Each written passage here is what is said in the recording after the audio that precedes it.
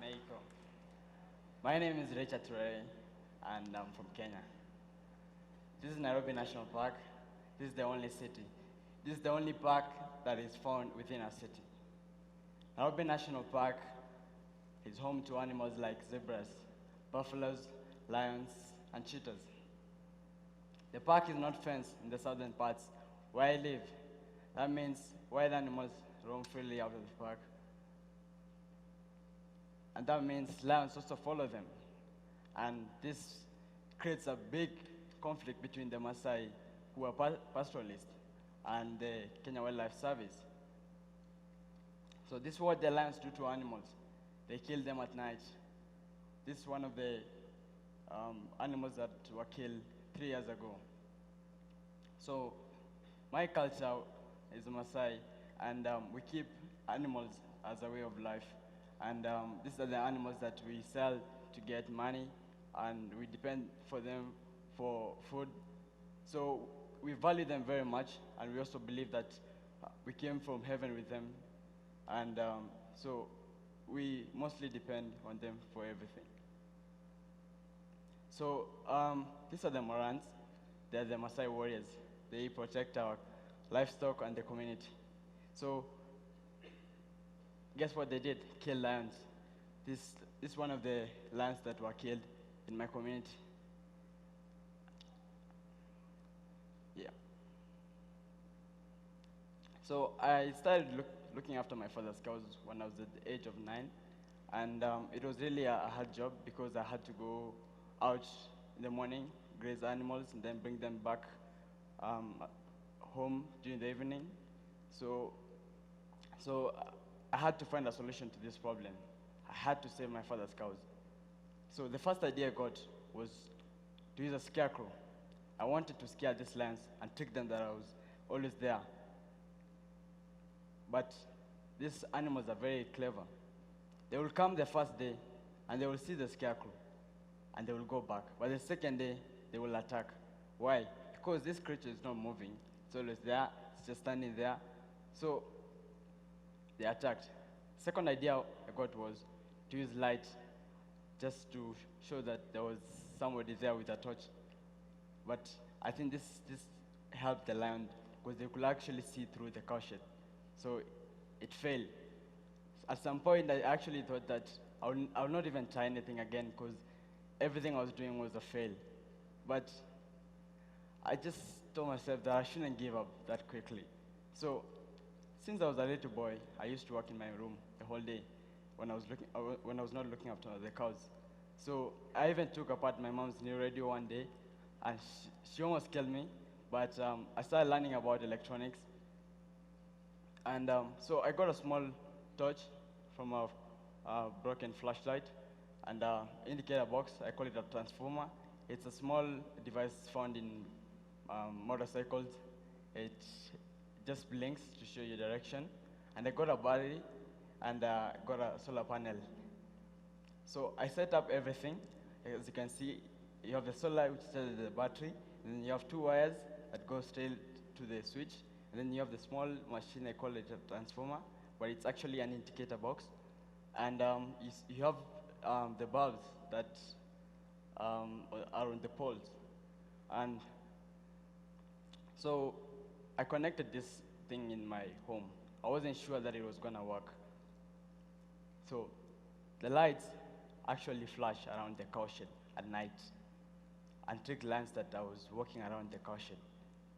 One night, I was walking around with a torch at night, and the lions didn't come. And I discovered that lions never came around the cowshed at night because because somebody was walking around with the torch. So I actually told myself, what if I can make something that will flash around the cowshed and trick the lions that I was always patrolling around? So that's how the lights flash, and you can actually think it's somebody walking around. So I set up everything at home. This is how it looks like. You have the bulbs. They are facing outside because that's where the lions come from. So when I finished installing these lights in my home, I went on putting it in the neighbors, and this is one of the homes that I put the lights. Now we've done almost 300 homes in Kenya, and this project is also being used all over Kenya now and other countries like Zimbabwe and Botswana. And I also went on and did some improvement on the project. That's how it looks like now. So because of this idea, thank you.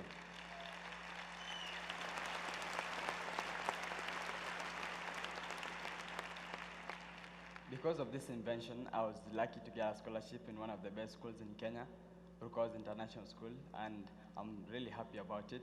I even took my friends from my new school, and we are helping installing the lights in the homes that don't have. So I've always wanted to become a pilot, and that's my passion. So, so I used to hate lions, but now because my invention is saving my father's cows and the lions, so we are able to stay with the lions without any conflict. I have a short video to show you. Thank you.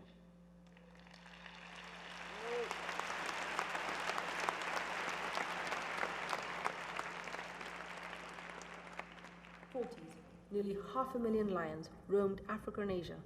Today, fewer than 20,000 remain, squeezed in on all sides by growing human populations. Despite millions of dollars spent on lion conservation in recent decades, their numbers are still declining. There must be a bright idea out there somewhere. Lions are the #1 tourist attraction to Kenya, and tourism is one of the top revenue earners. Yet lion numbers have declined from 15,000 just 10 years ago to fewer than 2,000 today. Wherever humans and lions share habitats, conflict leads to lions being killed, and nowhere is this more apparent than in Nairobi. Kenya's capital is one of Africa's fastest growing cities. 4 million residents and growing at 7% per year. It's the fastest growing city in the world. Nairobi National Park occupies 16% of the city. No other capital city in the world has a park with wild rhinos, lions, and other wildlife. The park is fenced along its northern boundary, but is open to the south, linking it to a wider ecosystem and allowing wildlife to make crucial seasonal migrations. And that means sharing land with people. This poses a unique challenge for the park and the city residents. Wherever wildlife goes, lions follow.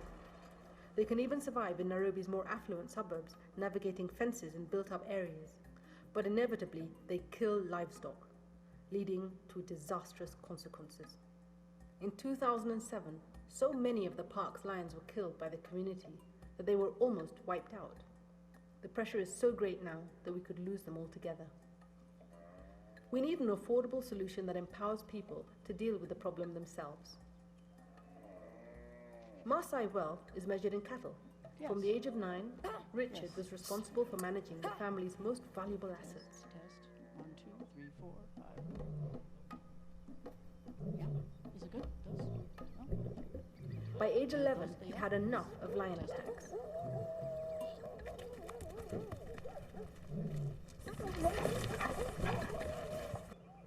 If the lions come from the forest and then come to eat our cattle, it's very bad. If I see a lion now, I feel that something is something that is ready to attack me. Me and the lion, we are enemies, big enemies that we can never be forgive each another any day. One night, he had a bright idea.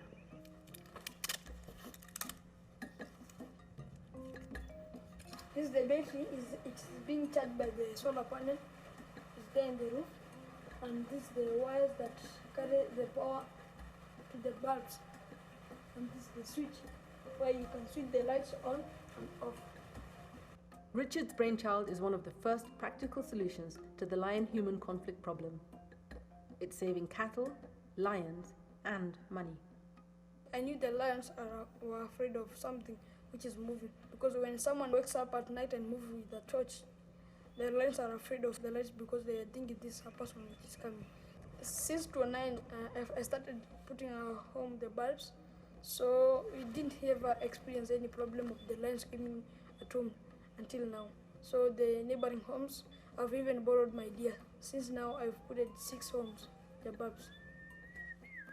As conservationists in Africa, we really need to recognize and support local practical ideas that emerge from young people like Richard. We're proud to have helped Richard to get a scholarship to one of Kenya's top schools, Brookhouse International. All it took was one bright idea.